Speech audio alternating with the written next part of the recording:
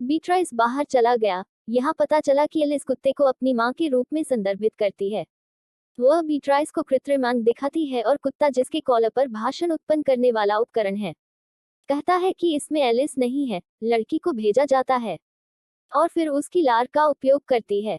उसे छोड़ने के लिए बाद में एलिस को उसके पिता के पास यांत्रिक भुजा पर भेज दिया गया, जो आपसे मिलने की कोशिश कर रहा था। एक यांत्रिक हाथ का उपयोग करके वह सफलतापूर्वक एक मोटी बेलनाकार वस्तु को उठाती है और उसे सफलतापूर्वक नीचे रखती है। हालांकि जब वह दूसरी वस्तु को उठाने में विफल रहती है तो वह हार मान लेती है। उसके पिता उसे एक बार और कोशिश करने के लिए कहते हैं, लेकिन एलिस वस्तुओं पर अपनी निराशा व्यक्त करती है और जंगल में घूमते समय अपनी मां के साथ टहलने का फैसला करती है और एलिसन बीट्राइस से टकरा जाती है। जिज्ञासावश वह एक काले धातु के टुकड़े को छूने के लिए आगे बढ़ती है, जिससे एक चौकोर छेद दिखाई देता है। वह घबराकर अपना हाथ अंदर ले जाती है और एक नोट के साथ कागज का एक टुकड़ा निकालती है, जिसमें लिखा होता है कि उन पर भरोसा नहीं किया जाना चाहिए। लिखावट एलिस से परिचित लगती है। वह जल्दी से घर वापस आए और नकल करने के बाद बाहर निकली। तभी उसे पता चला। अपने आप से डरी हुई वह इस असामान्य घटना को अपने पिता के साथ साझा करने का फैसला करती है कि वह इस समय जंगल में घूम रहे हैं। थोड़ी देर बाद एडम 2 किशोरों के साथ घर लौटता है, जिनमें से एक क्रूरतापूर्वक घायल हो गया प्रतीत होता है। वह जल्दी से घायल एरिका को छोटे से ले जाता है पूल, जबकि उसका छोटा भाई पॉल उसे दर्द से रोते हुए देख रहा है। धारा एलिस के वर्ष तक पहुंचती है, लेकिन वह डलास में एरिक के घाव को ठीक करने के बाद जांच करने में झिझकती है। भाई बहनों से बात करने की कोशिश करती है और पूछती है कि क्या हुआ। एरिका उनके सवालों का जवाब देती है क्योंकि उसका भाई मूक है। वह बताती है कि उसका प्रेमी डेविड ही है। उसके साथ ऐसा किसने किया? वह बताती है कि वह उसके साथ पिकनिक पर गई थी, लेकिन पॉल चुपचाप उसके लिए निकल गया उन्हें फॉलो करें। उसने गलती से उन्हें अपने भाई को देखकर अंतरंग पल बिताते हुए पकड़ लिया। एरिका ने डेविड को रुकने के लिए कहा, लेकिन बाद वाला आक्रामक हो गया और उसके साथ मारपीट की। एरिका ने खुलासा किया कि उसके माता पिता पहले ही गुजर चुके हैं और वे उनकी कहानी सुनने के बाद शहर में अकेले रहते हैं। उन्हें वहां एक रात रुकने के लिए कहा और उन्हें छोड़ने का वादा किया। मैं अगले दिन अगले दृश्य में हूँ। एरिका अपने भाई को सांत्वना देती है और उसे आश्वासन देती है कि सब कुछ ठीक हो जाएगा। वह यह भी पूछती है कि क्या पॉल को सेलिस पसंद है, लेकिन इससे पहले कि वह बीट्राइस केंद्रों को जांचने के लिए जवाब दे सके, एरिका कुत्ते से एलिस के हाथ के बारे में पूछती है, लेकिन यह है बस उस प्रश्न को टाल देती है जिसका उत्तर पाना कठिन हो सकता है। साथ ही एक कुत्ता पाल लें। इससे वह बहुत परेशान हो जाती है। वह उसे बाहर धकेलती है और दरवाजा बंद कर देती है। इसके बाद बीट्राइस एलिसन के पास लौटती है और दावा करती है कि भाई बहनों को अच्छी गंध नहीं आती है। तभी उन्हें अपने घर के बाहर कुछ दिखाई देता है और तुरंत एडम को सतर्क कर देता है। बाद वाला एक रसोई का चाकू पकड़ लेता है और खिड़की से देखता है, लेकिन वह देखता है कुछ भी नहीं। परिणामस्वरूप वह उन्हें सांत्वना देता है और अगली सुबह उन्हें चिंता न करने के लिए कहते हुए वापस उनके बिस्तर पर भेज देता है। एडम उसके यांत्रिक हाथ को जोड़ने में मदद करता है, जिसके दौरान वह स्वीकार करती है कि वह जानती है कि उसे एरिका पसंद है, जिसके परिणामस्वरूप वह सुझाव देती है कि वह भाई बहनों को एक अतिरिक्त दिन के लिए वहां रहने की अनुमति दे। इसके बाद एलिस लिविंग रूम की ओर जाती है, जहां वह पॉल को उसकी बेलनाकार वस्तु के साथ खेलते हुए पाता है।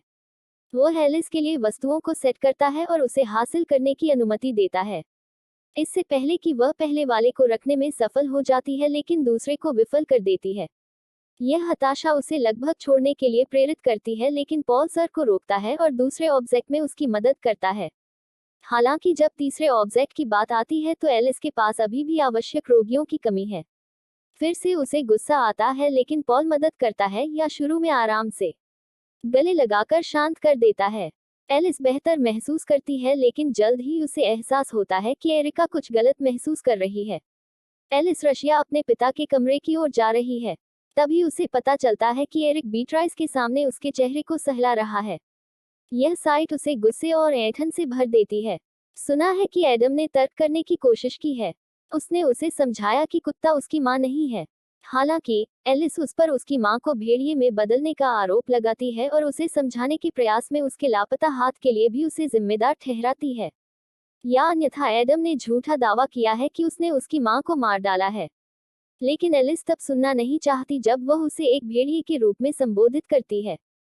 ठंडे दिल का हत्यारा एडम अपना आपा खो देता है और अंदर जाने से पहले उस पर चिल्लाता है। उनके टकराव के बाद एलिस बीट्राइस के साथ घर छोड़ देती है। वह काले क्यूबन में लौटती है। इस बार उसे एक बार फिर से छूती है। उसे एक माइक्रोचिप मिलती है जिसमें एक नोट होता है जिसमें निर्देश दिया जाता है कि ठीक 4 बजे हेडफोन का उपयोग करके एक योजना ऑडियो फाइल सुनी जाए। एलिस निर्देशों का पालन करें और धैर्यपूर्वक प्रतीक्षा करें। निर्धारित समय शाम 4 बजे वह खेलती है। ऑडियो फाइल में एक महिला की आवाज सुनाई देती है। उसे उसके निर्देशों का चरण दर चरण पालन करने का निर्देश दिया जाता है। सबसे पहले एलिस का काम उसके पिता के पास जाना और उसे सूचित करना है कि डेविड बाहर है।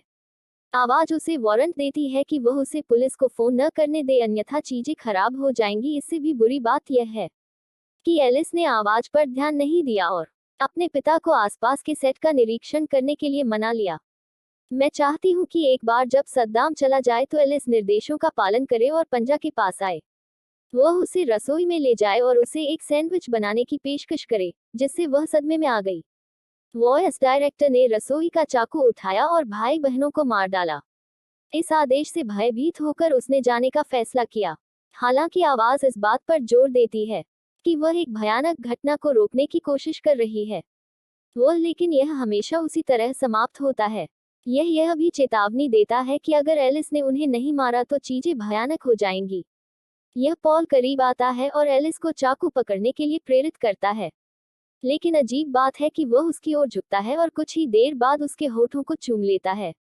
एरिका आती है और एलिस से उसके पिता का पता पूछती है। सीढ़ी विरोध करती है। इसका कोई अंदाजा नहीं है और वह पॉल के लिए सैंडविच तैयार करने के बाद उस रात चला जाता है। डलास में एडम बिस्तर पर जाता है जबकि भाई बहन जागते रहते हैं। थोड़ी देर बाद पॉल अपनी बहन की मदद करता है और अपने कपड़े उतारता है, जिसके बाद वह एक साथ नग्न अवस्था में एडम्स के कमरे में चली जाती है। पॉल, जो दरवाजा पासकोड जानता है, उसे खोलता है और नकाबपोश को अनुमति देता है।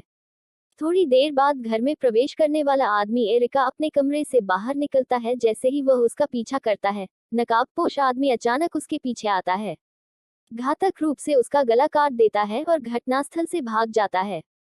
और भाई बहनों के साथ वह योजना जरूरत से ज्यादा जटिल और अधिक सेक्सी थी। कुछ समय बाद एलिस एक शोर से जाग गई और होश से होकर चली गई। अपने आतंक की जांच करने के लिए वह अपने पिता के बेजान शरीर को फर्श पर पड़ा हुआ देखती है। उनके लिए शोक मनाते हुए उसे अचानक अपनी मां की अनुपस्थिति का एहसास होता है और रूस उसकी तलाश में है। दुर्भाग्य से कुत्ते को भी घटनाओं के इस दुखद मोड़ से अभिभूत होकर बेरहमी से मार दिया गया है। फूट फूट कर रोने लगता है। अगली सुबह वह यह सोचते हुए उठती है कि काला घन इस दुखद अनुक्रम का नया हिस्सा कैसे है। उत्तर पाने की आशा में वह जंगल की ओर जाती है और घन को छूती है। लेकिन इस बार वह घबराई हुई एलिस के नल से पहले की तरह प्रतिक्रिया नहीं दे रहा है। वह बार बार शीर्ष पर चिल्ला रहा था। एक संक्षिप्त क्षण के बाद उसके फेफड़ों का घन और अपेक्षा करें अजीब तरह से खुलता है, जिससे एलिस को प्रवेश करने के लिए पर्याप्त जगह मिल जाती है। जैसे ही उसने क्यूब सील शॉट के अंदर कदम रखा, उसे दृश्य के भीतर बंद कर दिया। शब्दों में बदलाव की तुलना में एरिका डेविड से बात कर रही थी, जबकि पॉल कुछ दूरी पर अपने वर्षों को कवर करते हुए बैठा था। डेविड ने एरिका को चूमा और पूछा यदि वह अपनी पुष्टि के लिए तैयार है तो वह मुक्का मारता है या मार्टिन को मारता है। उसके चेहरे पर तब तक कई बार खींचे जब तक कि वह गिर न जाए। इसके बाद भी वह उसे लात मारना जारी रखता है, उसके साथ मानवीय व्यवहार करता है और फिर खुद को संतुष्ट करने के लिए उसे संबोधित करता है। एलिस उन्हें दूर से फिल्मा रही है। इससे अनजान होकर यह पता चलता है कि वह काला घन है। ट्रांसपोर्टर डलास ने उसे एक मौका दिया है। आवश्यक वीडियो फुटेज रिकॉर्ड करने के बाद अपनी गलतियों को सुधारने के लिए एलिस चली जाती है, क्योंकि वह जानती है कि उसके पिता जल्द ही वहां पहुंचेंगे। यह भी पता चला है कि जिस व्यक्ति को एलिस ने बीट्राइस में पहले घर के बाहर देखा था वह कोई और नहीं बल्कि एलिस था, लेकिन यह भविष्य का है। कुछ उसके मेरे एक गधे अगले दिन 4 बजे साझा करते हैं। दोपहर वर्तमान एलिस हेडफोन के साथ पॉल की ओर चलती है। इस दौरान भविष्य की एलिस आपके फोन को अपने रंगीन डिवाइस के रूप में कनेक्ट करती है और खुद का वर्तमान संस्करण अपनी मां को वापस भेजती है। इसके बाद भविष्य का संस्करण एडम के पास जाता है और उसे जांचने के लिए कहता है डेविड के लिए बाहर, लेकिन इस बार वह उसे गले लगाती है और कहती है कि पहले सावधान रहे। छोड़कर वह फिर पॉल के पास जाती है और उसे रसोई में ले जाती है। अतीत के विपरीत वह उसे उसकी मदद करने देती है और सैंडविच बनाती है। इसमें अधिक सुअर का मांस होगा। कुछ क्षण बाद पॉल चुंबन के लिए झुक जाता है। भविष्य में एलिस पकड़ लेती है एरिका के रसोई में आने और उसकी गवाही देने के कुछ देर बाद ही उसने रसोई के चाकू से उसकी गर्दन पर वार कर दिया, जिससे उसकी मौत हो गई। भाई के पिता रोने लगते हैं। इस बीच एलिस अपनी जगह पर स्थिर हो जाती है और उसे एहसास होता है कि वह एक हत्यारी एरिका बन गई है। फिर वह एलिस के हाथ से चाकू लेती है और उसके पेट में चाकू घोंप देती है और भागने से पहले घाव से खून की एक बड़ी मात्रा टपकने लगती है। एलिस प्रबंधन करती है लिविंग रूम तक चलने के लिए, जहां वह थोड़ी देर बाद एडम या गिर जाती है। घर लौटता है और रसोई में पॉल का शव देखकर दंग रह जाता है। अपनी बेटी के बारे में चिंतित होकर वह उसे बुलाता है और बेचैनी से उसे खोजना शुरू कर देता है।